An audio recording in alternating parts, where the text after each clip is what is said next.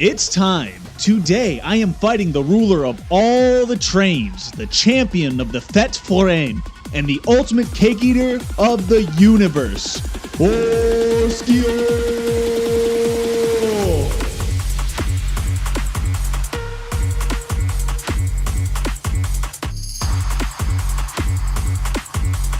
Not only am I going to beat him and take his titles as my own, I'm going to do it with only pictos. That's right, no luminas at all. Just 3 pictos per expeditioner to take down the legendary ruler of Verso's drafts. Even better, I'm only going to need to parry the required gradient at the end. Besides that, totally riskless. I'm going to skip the setup until the end and explain the battle as it goes along. This battle was super fun to do and took a lot of tweaking, so if you like what you see, make sure to subscribe. My next video is going to be about Super Simon, and you're not going to want to miss that. Enough of the intro, let's just jump right into the battle. To start out, Lune and Mael take the stage. Lune dies immediately because of the auto-death pictos I put on her. Meanwhile, Mael does some sick B-twists while she waits for her fate. She has the Breaking Death pictos equipped so it fills up Osquio's break bar when she gets taken out. Out comes the A-team. Ciel is up because of the first strike pictos. She starts off by casting the only skill she can currently afford, Rush. This gives greater rush to all the expeditioners because of the greater rush pictos, and due to her weapon passive, applies greater slow to Osquio. This is vital to get all these turns in before Osquio to set up the strategy. Next up is Minoko, who starts by shooting Osquio to break him with the sniper pictos. He follows up with a base attack, and if you peek over here, you'll see the bestial wheel jump over to the heavy mask. This is because of his weapon, Esquiaro. On base attack, it moves the bestial wheel to heavy mask, specifically this node here. More on the importance of that particular node later. With a faster than strong pictos, Minoko goes again. He uses Portia energy to send some AP to the team. This AP is required for Verso's next move, Overload. This brings him to rank A and fills up his AP, so on his second turn, given to him by the cheater pictos, he can use Endbringer. Not only does Endbringer do bonus damage to stunned enemies, it reapplies the stun. The stun lock loop has begun. If it's not obvious by now, Verso is the damage dealer and has the painted power pictos equipped. Now the team needs to stabilize. Ciel's main job is to cast all set to re-up the team's rush and powerful boosts. Meanwhile, Minoko's main job is AP. On most turns, he uses Portia energy twice to fill up the team's AP. Then on Verso's turn, he uses Endbringer to stun Osquio again. Next, he uses Paradigm Shift for 2 reasons. First, he rebuilds AP. Next, it gives him just enough perfection to reach rank S. You need 15 hits to get from rank A to S.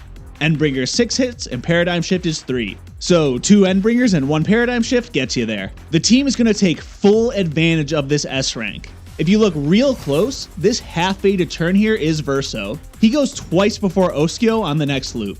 So he's going to burn the first turn with a super hard hit. Ciel's going to facilitate that with a Fortune's Fury, doubling his damage. Minoko is going to help out too with a Hexica Crush to apply Defenseless. Notice he's on Heavy Mask as well, which extends the Defenseless boost to 5 total turns. He then uses Portia energy to make sure Verso has enough AP for the super boosted Endbringer. Ciel then reapplies buffs with all set so the turn order doesn't get jumbled up and Verso keeps the powerful boost. Also, this finishes filling up the gradient bar. Now it's time for Endbringer. With all the boosts, Verso deals 6.2 million damage, a considerable portion of Osquio's health. Next, Verso uses the full gradient bar to use Angel's Eyes. First off, this does a decent amount of damage, about 1.3 million. More importantly, it gives Verso Oriole.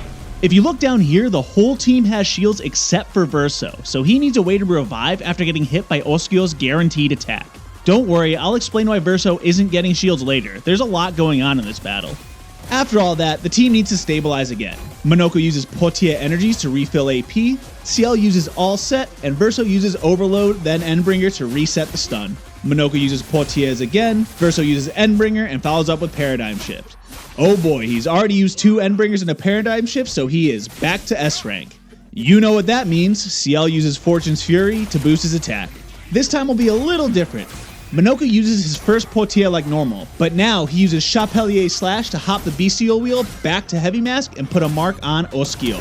I'm going to take a pause here to finally explain the bestial wheel and shields situation. This all revolves around Minoko's weapon, Esquiaro, and its passives. First off, its level 4 passive makes Minoko's base attack move the bestial wheel to this specific Heavy Mask node. Also, because of the level 10 passive, when the bestial wheel hits Heavy Mask, the whole team gains 1 shield. So let's re-watch Minoko's first turn with that in mind. Minoko does a base attack and the bestial wheel hops to that specific Heavy Mask node I mentioned. The team doesn't gain shields this time, but that's because I got unlucky and the battle already started in Heavy Mask. That's alright though, that bit of misfortune is accounted for and doesn't affect the battle overall. Anyway, the reason I use a base attack first is for consistency. If the bestial wheel starts at the same place each battle, I can plan out where the wheel will be for each turn that's relevant. Not only that, I can guarantee the team gets enough shields from hitting Heavy Mask enough. Now the bestial wheel works on a mathematical concept called modular arithmetic. If you didn't pay attention in math class, that basically just means math done on a clock. For instance, in most cases 10 plus 5 equals 15, but not on a clock. 10 o'clock plus 5 hours gives you 3 o'clock. The bestial wheel in this case is a 9-node clock. With that in mind, let's take a look at the moves Minoko has been using up until this point. Both Portia Energy and Hexa Crush move the bestial wheel forward 6. Because of the rules of modular arithmetic, this is the same as moving the wheel back 3, which isn't super important, but it's a little easier to see. Plus, I'm a math nerd, and I think the rules of modular arithmetic are cool and interesting. But anyway, since the wheel moves back 3 spaces each turn and Minoko starts on this node after that first base attack, he's going to stay on this track. Heavy Mask, Agile Mask, Caster Mask. That's why I delayed the first Hexa Crush until the 3 Portiers were cast. The first one was required for Verso to use Overload on his first turn, and the next 2 brought Minoko back to Heavy just in time for Verso's S-rank Endbringer. Casting Hexa on Heavy Mask allowed for more turns to be devoted to more AP regen with Portia Energy. Finally, let's hop back to the current turn. Minoko casted Chapelier Slash to mark Osquio for more damage. Originally, I was using Galt Fury, which is my go-to for Minoko marks. It only costs 2 AP with one of Minoko's pictos AP discount. The problem is, it moves the bestial wheel forward 2 nodes, putting Minoko onto this cycle of masks. As you can see, the Heavy Mask was no longer getting hit. I messed around with a bunch of different tactics to fix this, but I realized Minoko has full AP here anyway. So I can just spend the 6 AP on Chapelier Slash and move the wheel forwards 4 times, putting him on this cycle of masks. And as you can see, Heavy Mask is sitting pretty right there. Not only that, I made sure to cast Portier first to put Minoko on this mask, so the Chapelier cast drops him back to Heavy Mask for an extra shield. Pretty slick, huh? Anyway, enough of the math stuff, thank you for humoring me. After the slash, CL is up and casts All Set to reapply buffs. Since Osquio has a mark, Verso's not actually using Endbringer first. Instead, he uses Striker, which does all of its damage in 1 hit. That does about 7.8 million damage, not bad at all. Verso follows up with Endbringer for another 4.7 million. Time to stabilize again. Minoko uses Portier for AP, CL uses All Set for the buffs, and Verso uses Overload then Endbringer to reset the loop. Now this round, believe it or not, is a little different. Minoko uses Portier like normal, but then uses Hexa Crush again on Heavy Mask to guarantee defenseless for the rest of the first phase. Now before CL uses All Set again, she uses 1 Gradient Charge to cast Shadowbringer to apply 10 Foretell on Osquio. Don't worry, you'll see why later. Because of the Hexa cast earlier, Verso doesn't have enough AP for Endbringer, but no matter, he uses Paradigm Shift to get him there. Would you look at that, Verso is on S rank again, and Osquio's first phase is almost finished. Minoko brings up the team's AP with Portiers, CL is up and sends a Fortress Fury to Verso, and Minoko does 2 Portiers again. It's important to note that there's some random chance to this battle. Verso sits at a 41% crit rate, so Osquio's health doesn't line up the same way every time. In this battle, I got a big crit on the Striker turn and on every Endbringer hit afterwards. So now, Verso has to do some damage to Osquio, but not enough to end the first phase on this turn. The team needs Minoko to go again, and if Verso does too much damage, Osquio shortcuts to his second phase, which happened in this battle that you're seeing now. So to make sure Verso doesn't do too much damage, I fail the Endbringer QTE. Basically, I had to estimate how much damage Verso needed to adjust the QTEs accordingly. Anyway, Verso follows up with Paradigm Shift to get some AP back. CL uses All Set, which bumps Verso's Rush to Greater Rush, and bumps him up a turn. Verso uses Paradigm Shift to get enough AP back to use Endbringer and to finish off Osquio's health. Osquio shakes off his stun to give the team extra turns to set up before phase 2. Luckily, all they need is a Portia energy from Minoko. On the next turn, Minoko uses a base attack which triggers Osquio's phase transition. Time for Spin Spin. So 7 shields is safe for the majority of Osquio's attacks. Except for this one, Osquio summons his little friends. He shoots at everyone once, then at random targets 10 times, so if you're unlucky, the shots may favor one Expeditioner over the rest and kill them.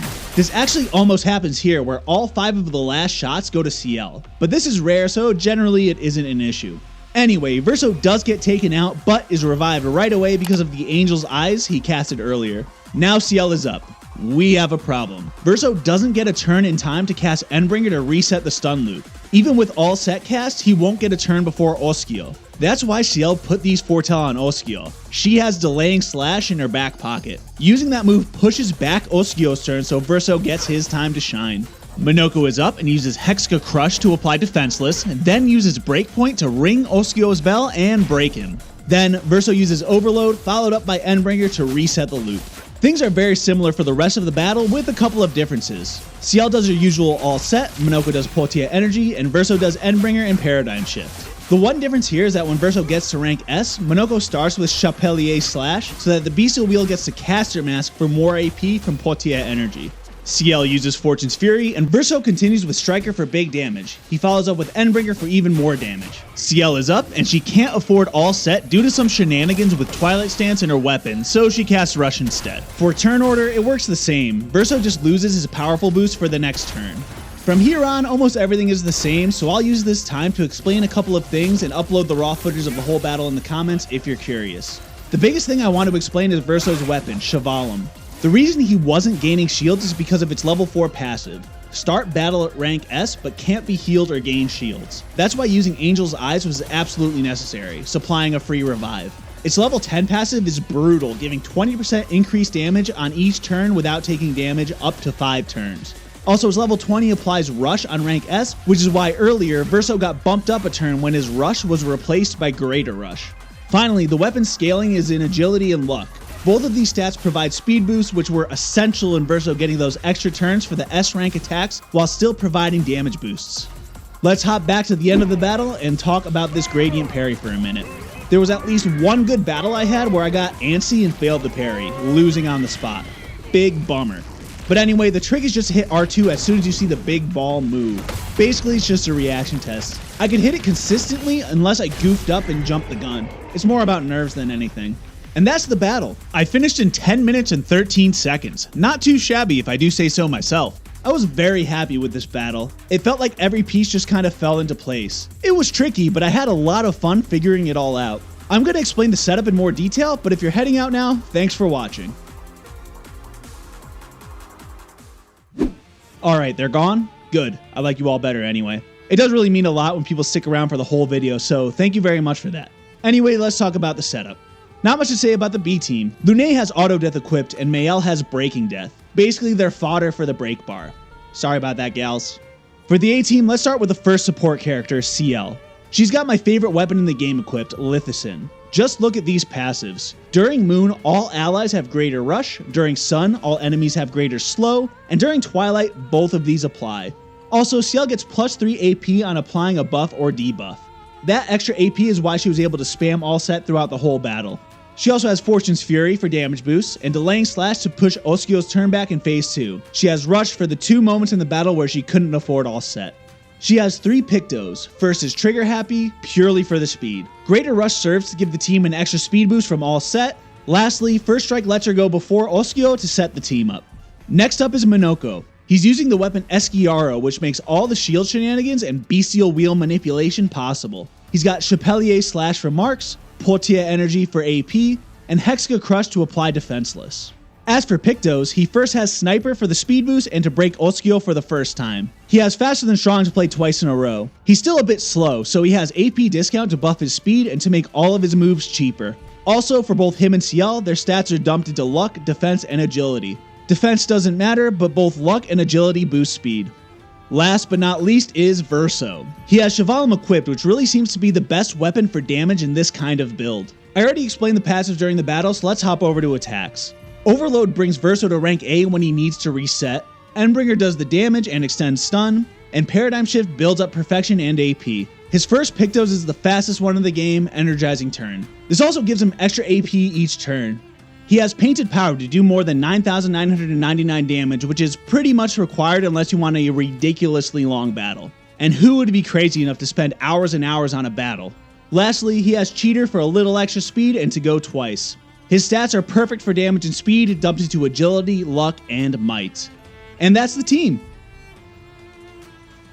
And there you have it, one more DLC Super Boss in the bag. Having finished all the other battles, I can comfortably say this one was my favorite. The battle really felt super tight, like every move counted, which funny enough made it tricky to do over and over again for a quicker battle. It was consistent, but one mistake messed up the whole battle. So I have one more video planned, and that's Simon the Divergent Star. The battle is done and the script is written, so hopefully that should be done soonish. Make sure to subscribe and ring the bell if you're interested in seeing it. That video will mark the end of my DLC Super Boss series. If you have any ideas for other videos you want to see, feel free to drop them in the comments. I have a few ideas myself, but would love to hear your thoughts. That all being said, if you watched to this point, thank you. I hope you enjoyed the video and have a good one.